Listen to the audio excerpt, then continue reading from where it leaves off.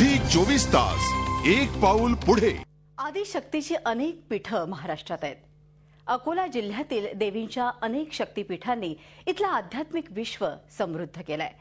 बार्शी टाकीतलं अतिशय सुंदर आणि स्थापत्यकलेचा उत्कृष्ट नमुना असणारं कालंका मातेचं मंदिर आपलं वेगळेपण जपून आहे। अकोला जिल्ह्यातील बार्शी टाकळी हे तालुक्याचं ठिकाण तिथल्या दोन मंदिरांसाठी प्रसिद्ध आहे।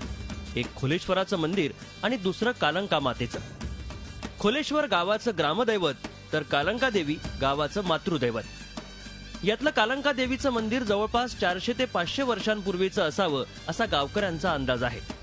स्थापत्यकलेचा उत्कृष्ट नमुना, आकर्षक नक्षीकाम, दगडांवर रेखाटलेली मनमोहक आणि तितकी सुरेख चित्र हे या मंदिराच्या प्राचीनतेची साक्ष पटवतात। हे मंदिर हेमाडपंथी आहे। या मंदिराला इतिहासात मुघलांच्या आक्रमणाला सामोरं जावं लागलं। आधी या मंदिरात शंकराची मूर्ती होती असे दाखले इतिहासात सापडतात। मुघलांच्या आक्रमणानंतर इथली शंकराची मूर्ती खंडित झाली आणि या ठिकाणी माहूरची रेणुका विराजमान झाली। हीच माहूरची रेणुका पुढे कालंका माता म्हणून प्रसिद्ध झाली। खूप पुराण आहे देवीचं आणि नवसाई देवी आहे।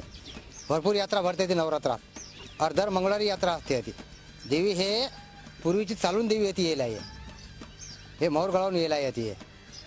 ती आली ने मुक्काम केला, ती थांबली आहे। ते एक भक्ताले पावली आहे, तेपासून याचं ठाण तयार झाले। या ठिकाणी दर मंगळवारी मोठ्या प्रमाणात भक्त येतात।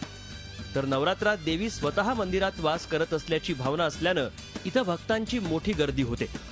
नवसाला पावणारी देवी अशी ख्याती असल्यानं अनेक भक्त साकडं घालायला इथं येत असतात। हे जे देवीचं मंदिर आहे ना, खूप पुराण आहे आणि याच्यावर बरेचसे लोक येतात नवरात्रामध्ये दर्शनाले। बाहेर गावचे पण येतात। पण असं आहे की इथं लोकांचा लय विश्वास आहे या देवीवर। कोणाचं लेकरू कदा बिमार पडलं तर इथं बरं होते म्हणतात। आणि मी पण बरेच दिवसांना आलो, पण मला माझं मन शक्ती ओढून आणली म्हणून आलो मी इथं। शंकराची मूर्ती असताना या मंदिरातील गवाक्षातून सूर्याची पहिली किरणं थेट मूर्तीवर पडत होती असे जुने जाणकार सांगतात। या मंदिराच्या देखभालीची जबाबदारी सध्या पुरातत्व विभागाकडे आहे। अनेक ठिकाणी मंदिराचं नक्षीकाम खराब झालंय तर काही भाग ढासळायला लागलाय। मंदिराजवळचं एक सुरेख तळं नामशेष झालंय।